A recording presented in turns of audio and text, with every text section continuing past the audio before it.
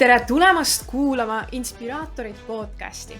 Mina olen Sigrid Säga ja igal nädalal toon sinuni enda mõtteid või pean vestlusi erinevate inspireerivate inimestega, kes jagavad praktilisi tööriistu ja strateegiaid, mille abil sina saad kasvatada oma sissetulekut ja positiivset mõju teiste eludele. Ja kui sa tahad osaleda meie podcastide salvestusel laivis, siis liitu ka meie Inspiraatorid nimelise Facebooki grupiga, mille lingi leiad podcasti kirjeldusest. Ja siit tuleb meie tänane episood.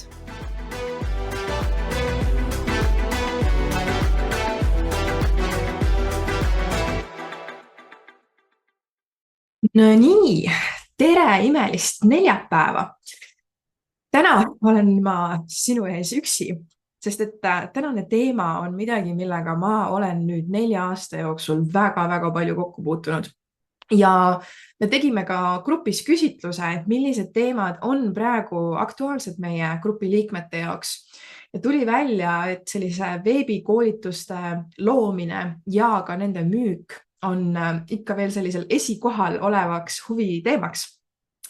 Me täna puudutame rohkem loomise osa ja siis kunagi hiljemas kohtumises siin neljapäeval me kindlasti räägime ka müügi osast. Aga me kõigepealt tuleb alustada üldse sellest loomisest, sest et siis on meil ka päriselt midagi, mida müüa. Ja veebikoolituste loomine on, minu jaoks on alati olnud selline huvitav mänguline kogemus, sellepärast et see ei ole kunagi selline protsess, et sa ühe korra teed ja siis sa alati teed täpselt samamoodi. Pigem ongi see, et me alati otsime viisi, kuidas ma saan seda paremini teha, kuidas ma saan seda kogemust osalejate jaoks parandada, kuidas ma saan seda teha transformatiivsemaks. Ja siinkohal ma korra küsingi, et kui sa oled praegu laivis ja saad kommenteerida, siis mis on sinu jaoks võib-olla kõige suurem küsimus seoses veebikursuse loomisega üldse? Mis on selle juures see, mis tekitab sinul arusaamatust, ebakindlust või lihtsalt puhast teadmatust selle koha pealt? Nüüd, veebikoolituste loomine ei ole nii palju veebikoolituse loomine, kui tegelikult oma sihtrühma hästi tundmine. Ma tean, et kui sa meid üldse kuskil rääkimas oled kuulnud, siis tõenäoliselt sa oled kuulnud sellest, et ma korrutan sihtrühma uuringut. Ja see on tegelikult lihtsalt sellel põhjusel, et nii müük kui kursuse loomine, see on peamine edu kriitiline tegur selleks, et see asi oleks edukas. Sest me kõik tahame, et meie koolitus oleks päriselt transformatiivne. Me ei taha, et inimesed tuleks ju koolitusele ja kõnniksid sealt ära lihtsalt uue teadmisega, millega nad mitte midagi peale ei hakka. Ja see oli üks asi, mis mind võib-olla isegi võib-olla häirima on see õige sõna siin, aga see häiris mind natukene, kui palju on selliseid koolitusi. Jah, osalejal loomulikult on oma vastutus selles, mida ta sealt välja saab. Aga samas tulles ise siia sisse, kust minul tuligi see mängulisus kursuste loomisele, oli see, et ma kogu aeg nägin, aga seda saab ju paremini, seda saab ju teha, seda sama asja palju transformatiivsemalt, palju rohkem inimeste takistusi, palju rohkem inimeste olekut arvesse võttes. Kui me teame, kes see inimene on, me saame nii palju tõhusamalt aidata neid. Võtaks võib-olla selle lahtigi siin, et mida üldse vajab transformatsioon, et see saaks tekkida? Mida on vaja, et transformatsioon saaks tekkida? Siin on mitmeid erinevaid vastuseid ja eks see on ka teema, mida ma olengi järjest rohkem uurinud ja katsetanud ja eks saanud ka võib-olla midagi head teada sellest kogemusest. Aga transformatsiooni jaoks on vaja, et hakkaks toimuma muutus. See sõna lihtsalt ongi see, et kui me võtame seda eestikeelne sõna, et transformatsioon, siis tegelikult eestikeelse sõnana tähendabki muutust. Selleks, et muutus saab tekkida, saaks üldse tekkida, on meil vaja aru saada, miks see juba ei ole tekkinud. Sest jällegi, kui me loome mingisugust kursust, siis me ei loo seda ju, me ei taha luua sellist kursust, millele keegi ei soovi seda, et kellelgi ei ole lihtsalt nõudlust või vajadust selle vastu, siis reeglina kursused peavad olema suunatud mingisugusele nõudlusele, mingisugusele probleemile, mingisugusele vajadusele, mis on väljaspool. Siis me saame päriselt millestki pihta hakata, sest et kõige rumalam asi, mida sa saad teha oma ajaga, on võtta sihtrühm ja kes ei taha, kellel ei ole prioriteetset mingisugust valu või vajadust, mida sina saad lahendada ja kogu sinu aeg läheb sellele, et veenda neid, et seda tuleb teha. Nüüd meil on mõned sihtrühmad, kus võib-olla tuleb viia neil lihtsalt otsad kokku, neil on need sümptomid, aga nad võib-olla ei tea, mis see probleem täpselt on. Siis on see, kus meil on justkui see veenmine või siis inimese teadvusesse toomine, et kuidas need sümptomid on seotud selle probleemiga, mis seda siis tekitab. Aga parim viis, hea koolitus on loodud vastavuses sihtrühma nõudlustele ja vajadustele. Ja nõudluse vajadus, mis on seal nagu see nõudluse nii-öelda sümboolne sõna on veel tahe, ehk siis seal on nii tahe kui ka vajadus olemas, see peab olema piisavalt prioriteetne. Nüüd, see prioriteetsus hakkab eriti rolli mängima sellisel juhul, kui meid ümbritseb natukene keerulisem majanduslik olukord. Sest et missugune majanduslik olukord tegelikult otsustab, kui avatud inimesed on sukelduma ka nendesse probleemidesse, mis ei ole võib-olla kõige prioriteetsemad. Aga kui on natukene keerulisem majanduslik olukord, siis inimesed enamasti keskenduvad ellujäämisele. Ja siis on vaja aru saada, kuidas sa saad kokku viia selle ellujäämise sellega, mida ka sina pakud ja kas see saab neid aidata sellega. Nii, aga tulles tagasi selle muutuse juurde. Mida on muutuseks vaja? Meil on vaja teada, kus nad omadega on. Meil on vaja aru saada, mida me üldse muutma hakkame. Sest me võime ju rääkida sellest, et seda tuleb teha. Aga oled sa ise olnud kunagi olukorras, kus sa tead, mida sa tegema pead? Sa tead väga hästi, mida sa tegema pead. Aga sa pole seda teinud. Ma arvan, et see on iga inimeseks olemise juures üks kogemus, mis meil kõigil on olemas. See, et sa tead, mida teha, ei garanteeri muutust, absoluutselt mitte. Pigem on isegi see suurem võimalus, et muutust ei teki. Sest et infot ja seda, kuidas midagi teha, seda on nii palju ja tihtipeale inimesed on esiteks ülekoormatud. Aga teine asi, mis neid takistab selle muutuse loomisest, on see, et neil alati reeglina me kõik tunneme mingites asjades, et mul on mingisugune kindel tingimus.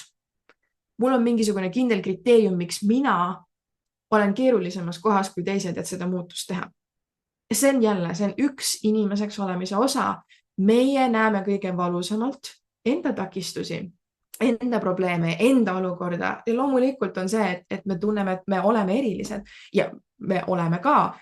Küll aga kui meil on üsna sarnane sihtrühm, meil on väga sarnane sihtrühm, siis reeglina sa näed, et sellel sihtrühmal on tegelikult täpselt samasugused probleemid. Neil võivad olla natukene teised lood, aga kui sa tegelikult seletad selle nende takistuse loo ümber ja paned selle natukene nagu ühtlasematesse sõnadesse, siis sa näed seda, et need on samad probleemid. Nüüd, takistused. Kui me oleme jõudnud sellesse kohta, et me hakkame aru saama, mis on need takistused, mis on neid tagasi hoidnud muutuse loomisest, sest et meie see algtingimus on see, et inimene tahab muutust, tal on tahe olemas, tal on vajadus olemas selle jaoks. Kui selle pealt ei ole muutust tekkinud, siis meil on vaja aru saada, mis on need takistused. Ja takistuste seas oleneb valdkonnast, see täiesti oleneb valdkonnast väga tihti, enamus takistusi on mentaalsed. Enamus takistusi on meie pea sees kinni mingisugused lood, mida me räägime iseendale ja mingisugused asjad, mida me lihtsalt teeme suuremaks, kui see tegelikult on. Ehk siis justkui nagu see sääsest elevandi tegemine. Nüüd väga tähtis sellel hetkel on see, et meie ei tohi neid kõrvale jätta, me ei tohi neid vähendada selles suhtes nagu, et me ei pööra nendele üldse tähelepanu, meil tuleb nendele takistustele tähelepanu pöörata. Sest et kui me seda ei tee, siis inimene jääbki sellesse kohta kinni. Ta jääbki sellesse kohta kinni, kus ta arvab, et tema on ainuke, kellel see probleem nii halb on. Kuidas me saame seda teha? Läbi lugude, mis aitaksid resoneeruda inimestel sellega, et mis oli probleem ja kuidas seda ületati. Lood on ühed parimad viisid, kuidas me saame inimestele päriselt luua selle emotsionaalse tunde, et ma ei ole üksi. Ja juba see tunne, et ma ei ole üksi, avab väga palju seda, mida nad vastu hakkavad võtma. Mida sinu koolituselt ja kursuselt siis vastu hakkavad võtma. Ja ma olen alati nagu, kui ma enne veel, kui ma ei koolitanud, aga ka siis, kui ma koolitama hakkasin, siis ma arvasin, et kuidas koolitusi kokku pannakse, on see, et okei, mul on eesmärk ja siin on nagu kõik need asjad, mida on vaja teha selleks, et eesmärgini jõuda. Tundub loogiline. Tundub loogiline, et niimoodi panna seda sisu siis kokku. Kui me räägime transformatiivsest koolitusest või kursusest, siis see ei käi niimoodi. Sellisel juhul me tegelikult alustame, jah, seal on see tulemus, mida me luua tahame. Aga tänaseks, mida mina teen, on see, et ma võtan endale lahti kõik need takistused. Kõik need takistused, mis on sellel teekonnal, selle eesmärgini jõudmiseks. Ja kõik see info, mis ma annan, mida see kursus edasi annab, tuleb läbi selle, et ma tegelikult lahustan mingisugust takistust samal ajal, kui ma jagan seda tähtsat infot, mida teha. Sest et ainult siis on see info kasulik. Kui ma jagan seda infot kohast, kus ma ei ole takistust eemaldanud või takistusele tähelepanu pööranud ja näidanud selle tõelist üsnagi väikest suurust, siis see, kui ma jagan infot, see lihtsalt ei jõua kohale. Seal on inimestel meeles barjäär. Neil on mõtteline barjäär, millest see info läbi ei tule. Neil ei tule, nad võib-olla ütlevad, et ma saan aru, aga nad ei saa aru sealt sisemiselt. Oled sa olnud kunagi sellises kohas, kus sa tunned, et ma nagu oma peas loogiliselt, ma saan aru. Aga see ei tähenda, et ma seda tegema pean. Ja ma olen olnud loomulikult korduvalt sellistes olukordades, kus ma olen ka ise selle vastu eksinud ja ma kohe näen, näiteks üks asi, seesama sihtrühma uuringu tegemine, kui palju ma olen sellest rääkinud, kui palju ma olen välja toonud, miks see nii tähtis on. Ja meil oli just Inspiraatorid pluss siis meie mentorluse kogukonnas oli sihtrühma uuringu kuu eelmine siis kuu veebruaris. Ja me loomulikult ma jagasin väga täpselt, mida kõike teha tuleb, aga reaalsuses ma sain väga mitmed meie mentorluse osalejalt alles mõtteviisi sessioonis, ehk siis kui ma rääkisin lugusid, kui ma hakkasin tooma erinevaid näiteid, tegelikult ma sain selle päriselt mõjusa loo alles selle kuu alguses neile esitada ja siis tuli see arusaam, et nüüd ma saan aru, miks meil seda vaja on. Ja see peamine, eks ju, seal on palju põhjuseid, aga kui sa kujutadki ette seda olukorda, et kui sul ei ole sihtrühm kitsendatud, kui sa ei tea, kes su sihtrühm on, sa põhimõtteliselt ei saa teha mitte midagi sellest arusaamast, et kuidas see kursus kokku panna. Nüüd, jah, ChatGPT võib teha ka nagu mingisuguse hea algtöö selles osas, et sa kirjeldadki talle, et käitu sellise inimesena, sa oled sellises vanuses, sa tegeled selles valdkonnas ja kui ma küsin sinu käest küsimusi, siis vasta nagu see inimene, sa just kui nagu saad teha selle sihtrühma intervjuu selle ChatGPT avatariga. Aga üks asi, mis ma olen õppinud, on see, et kõige kindlam on kuulda seda ikkagi sihtrühma enda suust. Sest et võib-olla see kirjeldus, mis sa andsid ChatGPT-le, ei olnud piisavalt täpne. Me kunagi ei tea nagu seda, mis viga sealt võib sisse tulla. Kõige lollikindlam on teha päriselt vestlused oma sihtrühma inimestega, päriselt tunda huvi ja uurida, mis on nende elus praegu see, mis neid kõige rohkem tagasi hoiab. Ja mis on see, mis on neid takistanud muutust loomast. et alati, kui ma teen sihtrühma intervjuud, siis seal on 2 sellist tuumküsimust, mida võib veel laiendada siis mingisugusteks alaküsimusteks ja veel täpsustada, eriti intervjuu puhul, et küsitluse puhul tuleb olla seal natukene konkreetsem, sellepärast et inimesed ei viitsi 2 sarnasele küsimusele vastata. Küll aga intervjuus sa saad kasutada just selliseid täpsustavaid küsimusi. Üks tuumküsimus on tulemusküsimus. Mis on see, millest nad unistavad, mida nad päriselt luua tahavad, mis on nende jaoks ideaalne kogemus? Seal võidki nagu täpsustuseks tuua, et seoses tervisega, mis on sinu nagu ideaalne päev, kus sinu tervis on ideaalne, mida tähendab sinu jaoks ideaalne tervis? Mida tähendab sinu jaoks ideaalselt toimiv ettevõte, eks ju? Et mis iganes valdkond see sinu jaoks on, sa saad selle täpsustuse sinna juurde panna. Nüüd teine tuumküsimus on takistused.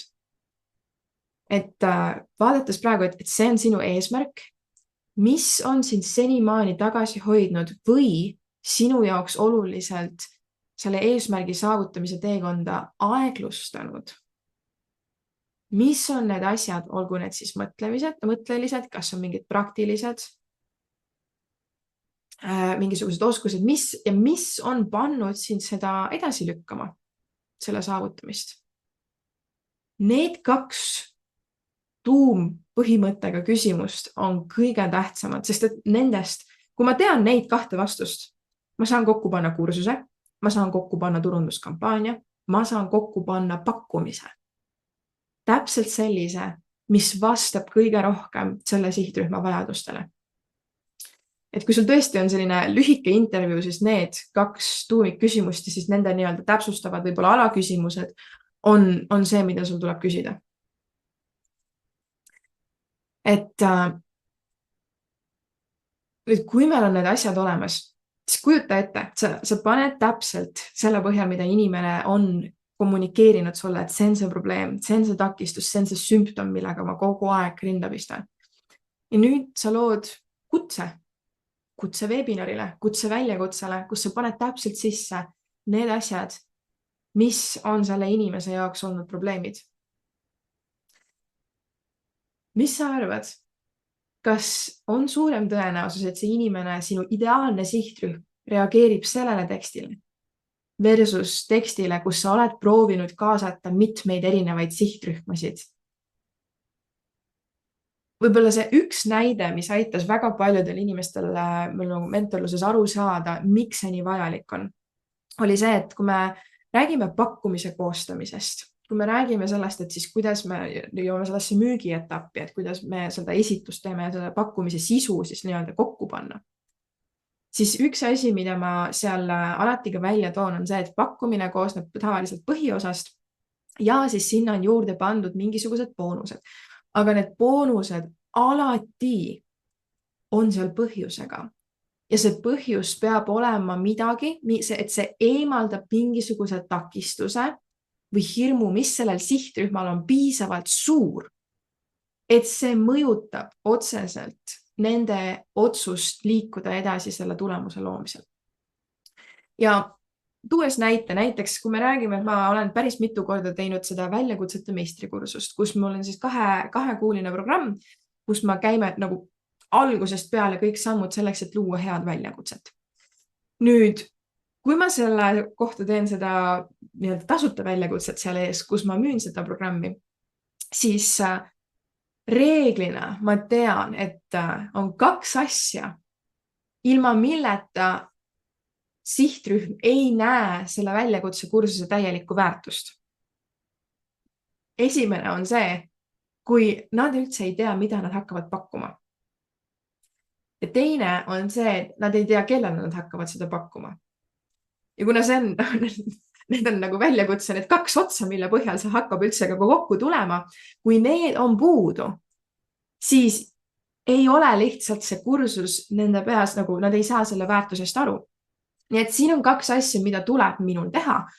Need on tavaliselt olnud alati nagu 2 boonust. Üks on see mingisugune boonus või töötuba, mis keskendub konkreetselt oma ideaalse sihtrühma valimisele ja sihtrühma uuringu tegemisele, et saada päriselt aru, kuidas ja mida nad vajavad. Ja teine on siis olnudki tavaliselt töötuba, mis on tavaliselt nad ongi kokku pandud mul, et sihtrühm ja pakkumine, et üks töötuba keskendub siis sihtrühma valimisele ja teine töötuba siis keskendub konkreetselt sellele, kuidas nüüd sellest sihtrühma uuringust ja tundmaõppimisest panna kokku pakkumine. Ehk siis pannagi, vaadatagi otsa, mis on sinu teadmised, oskused ja kogemused ja kuidas sa saad siis seda nii-öelda pakendada sellele sihtrühmale sobivas vormis. Nüüd, üks asi, mis veel on alati üks põhilistest takistustest, miks inimesed võib-olla kahtlevad, kas see on päris nende jaoks, on tehniline pool. Kõikidel minu asjadel on tehniliste abivideote kogu juures. Sellepärast, et see on võib-olla kui need kaks nagu sihtrühmi pakkumine on lihtsalt teadmatus, siis tehniline on päriselt hirm. Tehniline on päriselt hirm, et ma ei saa sellega hakkama. Seal on nagu väga palju nagu erinevaid lugusid, mida me räägime, et ma ei ole tehniline inimene ja nii edasi, et seal on nagu see konkreetne hirm, et ma pean seda lihtsustama. Aga mul oli nüüd, vist oligi 2 aastat tagasi, kui ma viimati tegin seda kursust, siis meil oli üks inimene, kes tahtis selle kursusega liituda, aga ta hakkas kahtlema. Sellepärast, et temal ei olnud tehniliste asjadega probleeme. Ta oli kohas, kus ta oleks väga hästi hakkama saanud nende tehniliste asjadega, ilma et seal oleksid need kõik lihtsustatud samm-sammulised videod. Ja mida see tema jaoks tegi, miks ta hakkas kahtlema selles pakkumises, sest et muidu ta tahtis sellega liituda, muidu tundus väga hea. Aga tema jaoks pakkumise väärtus vähenes, sellepärast et üks boonus ei läinud talle pihta. Ja kui sa mõtled ise, et sa oled olukorras, kus sul on, ütleme, et sul on mingisugune 3-4 erinevat asja, sa saad selle kursuse, siis sa saad selle boonuse, siis sa saad selle boonuse ja kui sealt 4 asjalisest nimekirjast on 1 või isegi 2 elementi, mida sa näed, et ma ei tea, tegelikult mul vist ei ole seda vaja, ma saan sellega täiesti hästi hakkama. Siis mida see teeb sinu väärtustajuga selles kursuses? Kas sa tunned, et nüüd, kui sa liitud selle kursusega ja sinule kasulik on ainult pool sellest, mis seal kirjas on, siis see automaatselt tunneb, et sa maksad rohkem. Sa maksad rohkem selle väärtuse eest, mida sul tegelikult vaja on. Ja see on see koht, mida me tahame vältida. Me tahame vältida sellist olukorda, kus keegi tunneb, et nad nagu justkui nagu peaksid saama allahindluse selle pärast, et mõni boonus ei puuduta neid. Reaalsuses on see, et tegelikult vahet pole, eks ju, selle hinnaklassist, et hind on tegelikult pandud selle põhitoote põhjal. See, mis on see kursus. Ja need boonused on justkui nagu sellised tasuta lisandid sellele. Aga paratamatult meie peas tekib see arusaam, kui seal nimekirjas on liiga palju asju, mis ei ole sinu jaoks, siis sa automaatselt ei näe seda väärtust enam selles pakkumises nii palju. Aga kui sa oled see ideaalne sihtrühm, kelle jaoks see pakkumine loodud on, siis nende jaoks see väärtus tõuseb, kui seal on õiged boonused juures. Ja see on põhjus, miks meil on vaja kitsendada oma sihtrühma. Miks meil on vaja päriselt aru saada, mis neil probleemid on. Et see, mida ühtlasem on sihtrühm, suurendab pakkumise efektiivsust. Suurendab pakkumise väärtust. Tajutavat väärtust, mis päriselt sellel on. Ehk siis me tahame, et kui klient ostab, siis tal on tunne, et ta on võitnud. Me ei taha, et ta tuleks sisse ja tunneks, et ta on kaotanud selle ostuga. Sa võid kommentaarides jagada, kui sul võimalus on, kas see tegi sulle natukene selgemaks selle, miks see sihtrühma kitsendamine nii tähtis on. Ja nüüd kursuse loomise kohta tegelikult ma olen isegi täiesti seda meelt, et kui sa ei ole varem kursust teinud, sa tahad võib-olla katsetada mingisugust uut kursust, uut teemat, siis ma väga isegi soovitan luua testgrupp. Ja testgrupp, sul on teada see tulemus, aga sa ei peagi teadma tegelikult seda ette, mis igal nädalal toimub. sellel kursusel. Sest et üks väga huvitavaid, see võib olla mõnele inimesele väga närve sööv, aga samas sellega saab väga hästi ära harjuda, see võib isegi meeldima hakata. On see, et sa tead ette, mis on näiteks esimese nädala teema. Ja sa oled pidevalt seal kohal selles suhtes, et sa küsid, sa jälgid, kus inimesed kinni jäävad, mis küsimused neil tekivad.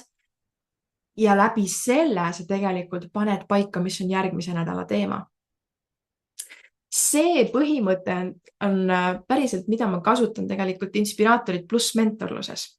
Kuigi meil on, eks ju, ma tean, et on inimesi, kes tahavad ostmisel ette teada, mis on need teemad, mis meil mentorlusest tulevad. Aga reaalsus on see, et ma võin need ette öelda, aga need võivad muutuda. Just sellepärast, et meie mentorluse üks põhilisemaid väärtusi on see, et meil on dünaamiline väärtusloomine. Ja mida see tähendab? On see, et ma võtan aktiivselt kuulda, mida ma näen meie osalejate juures, kuhu nad kinni jäävad, mis on takistused. Ja vahepeal ongi see, et ma alguses mõtlen, et tegelikult järgmine kuu võiks olla see teema. Ja siis ma saan aru, et nad on tegelikult praegu sellel maal. Nii et kui me lähme selle teema juurde, siis nad ei saa praktiliselt edasi minna, sest et siin on üks lünk. Siin on üks lünk, mis meil tuleb ära täita nende hirmude poole pealt ja takistuste poole pealt, sest et nad ei ole oma peas veel jõudnud sellesse kohta, et näiteks seda pakkumise loomise infot vastu võtta. Ja see on nii minu jaoks nagu väga efektiivne versioon sellest, kuidas luua pidevalt väga kõrget väärtust kõigile osalistele. Just sellepärast, et sa kuulad ja sa annad. Sa kuulad ja sa annad. Et see loomulikult kursused, millel on nagu justkui kindel algus ja lõpp, seal võib olla nagu see, et sa pead ikkagi arvestama, et sa pead selleks nii-öelda lõpukuupäevaks sinna lõppu jõudma päriselt. Et kõik need sammud, mis on vaja teha, oleksid läbi tehtud, aga siis ongi hea ka vaadata, et vahepeal võib-olla tuleb panna fookus esimestel nädalatel mingisugustele muudele asjadele, mõtteviisi teemadele, et aidata nad üle, et nad saaksid pärast kiiremini siis praktiliste asjadega edasi liikuda. Et iga samm, seal on alati midagi, mis hoiab neid tagasi, on see koht, et see tuleb ära tabada, tuleb nagu näha seda, kus kohas nad ütlevad, et ma saan aru. Aga kuidas sa saad aru, et nad tegelikult ei saanud aru? Kui nad ei tee seda. Sest et kui sa tõesti saad aru, siis sa teed seda. Kui sa tõesti saad aru, miks see nii tähtis on, siis sa teed seda.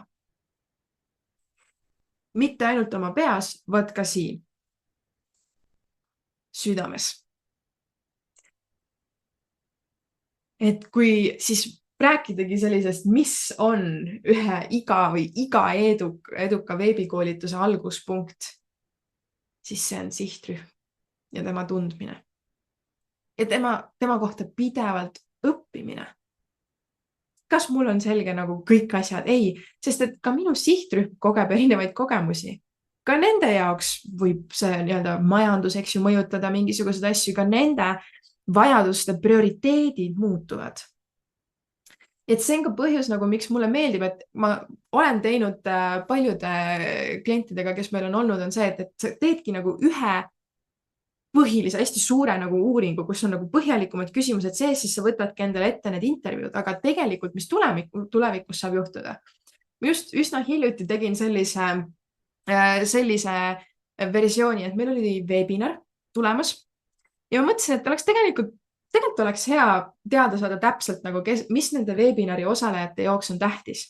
Ja kõigile webinari osalejatele me saatsime webinari eelküsitluse, kus siis eelküsitluses esiteks me loosisime vastajate vahel välja auhinnad seal laivis kohal olles ja teine pool oli ka see, et need eelküsitluse täitjad said siis pakkumisele mingisugused eritingimused.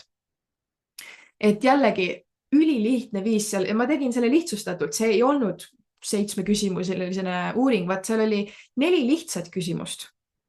Ja vahepeal ongi see, et kui sa ei pea tegema kogu seda uuringut kogu aeg uuesti, vaat selleks, et hoida ennast kursis, ennast värskena ja võtta nagu vastu seda, mis on hetke olukord. vahepeal uuendagi ühte küsimust, küsi uuesti need takistused, mis on siis praegu sinu jaoks suurimad väljakutsed. Ja seda sa saad teha, täpselt ongi webinaride eelküsitlused. Mina väljakutses muideks kasutan väga tihti esimesel päeval on mul 1-2 küsimusest, võib-olla tunned need ära. Üks küsimus, mis on justkui see edusamm või see ülesanne, mille me siis esimeseks päevaks jätame, on see, et nad paneksid paika oma miks nad seda nii palju soovivad. Sealt tuleb välja tulemus. Sealt tuleb välja see unistus, miks see nende jaoks tähtis on, see see tulemusmotivatsioon. Ja teine küsimus, mida ma olen tihtipeale sinna pannud siis vahelduseks juurde, on, mis on 5 peamist takistust, mis on sind seni tagasi hoidnud selle eesmärgi poole liikumisel, mida sa soovid. Üks küsimus, aga igal väljakutsel ma uuendan seda teadmist, ma saan jälle et kas midagi on muutunud. Praegu on kõik sarnane sellele, mis on olnud, et ma seda tean, aga ma olen kogu aeg kursis. Ja ka minu mentorlus, see on minu jaoks ideaalne koht, kus ma saan aktiivselt jälgida kogu aeg, mida neil on vaja. Ma saan küsida ja julge küsida, kus kohas sa päriselt kinni oled endaga. Loo neid võimalusi, loo seda kultuuri, et seda on okei jagada. Et see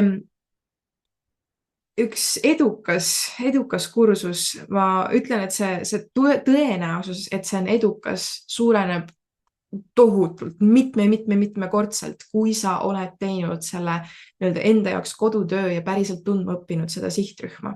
Ja teine asi, mida sihtrühma uuring tegelikult aitab teha just riski maandamise koha pealt, on see, et kui sa oled arvanud, et see võiks olla sinu ideaalne sihtrühm, siis sihtrühma uuring võib olla väga selline riskivaba versioon sellest, kuidas sa saad üldse kiiresti aru saada, kas see päriselt ka nii on. Et seal on alati see oht, kui sa lähed, et see on minu sihtrühm ja ma tean ja ma arvan, et see on nende probleem ja takistus. Ja siis sa lähed selle pealt, et sa enda peas arvasid, et see nii on. Ja siis sa teed kursuse, siis sa paned kokku turunduskampaania, mitte keegi ei osta. Keegi võib-olla isegi ei tulnud kohale sellele tasuta asjale. Ja see on see situatsioon, mida sa tahad vältida, et sa paned nii palju tööd sisse, aga tühjalt. Sest et tuleb välja, et see sihtrühm absoluutselt ei näinud seda prioriteetse probleemina üldse. Sihtrühma uuring aitab tõesti vähendada riski ja suurendada tõenäosust, et see asi ka päriselt toimib. Nii et kui sa ei ole veel seda teinud, siis see on esimene samm. Järgmine nädal me teemegi siis sellise seriaali nendest, mida te soovisite teada. Me järgmine nädal siis natukene lähemalt vaatame otsa sellele müügipoolene. Et siin juba täna pakkumist sai natukene lahti loodud, aga räägime ka sellest müügipoolest. Aga tõesti, ma ütlen, et müük muutub oluliselt kergemaks, kui see sihtrühma etapp ja kriitiline samm on läbi tehtud. See muutub nii palju kergemaks. Ta ei anna võrreldagi. Aga sellega aitäh, et sa olid täna kohal. Ja siin ma annan ühe väikse ülesande sulle. Pane siia, kui sa saad kommentaaridesse panna, ükskõik kus sa oled, kus sa seda vaatad või kuuled, siis pane kommentaaridesse, mis on sinu põhjus olnud, miks sa ei ole veel sihtrühma uuringut teinud? Mis on sind sellest tagasi hoidnud? Oleks väga huvitav teada. Ma juba mingeid asju tean, aga jällegi oleks väga huvitav teada, mis on veel need erinevad põhjused, miks sa ei ole olnud veendunud selles, et see tegelikult on vajalik samm. Aga imelist neljapäeva jätku sulle, me kohtume juba jälle järgmisel neljapäeval. Tšau! Kui sa said sellest osast väärtuslikke taipamisi, siis kindlasti jaga seda podcasti osaga kellegi teisega, sest üheskoos saame aidata rohkematel inspiraatoritel oma teekonnal edukad olla. Ja kindlasti jälgi ka meie podcasti, sest siis saad sa esimeste seast teada, kui meie järgmine osa välja tuleb. Ja juhul, kui sa oled kohas, kus sa tunned, et oleks vaja natukene tuge ja juhendamist, kuidas päriselt luua nii finantsilist tulemust kui ka paremini inspireerida, siis vaata lähemalt meie Inspiraatori teejuhi programmi. Ja Inspiraatori teejuht sisaldab meil üle 50 tunni praktilisi koolitusi, lisaks üle 80 tehnilise abivideo erinevatest programmidest, et sa saaksid üles ehitada süsteemid, mis toetavad sinu ajalist vabadust.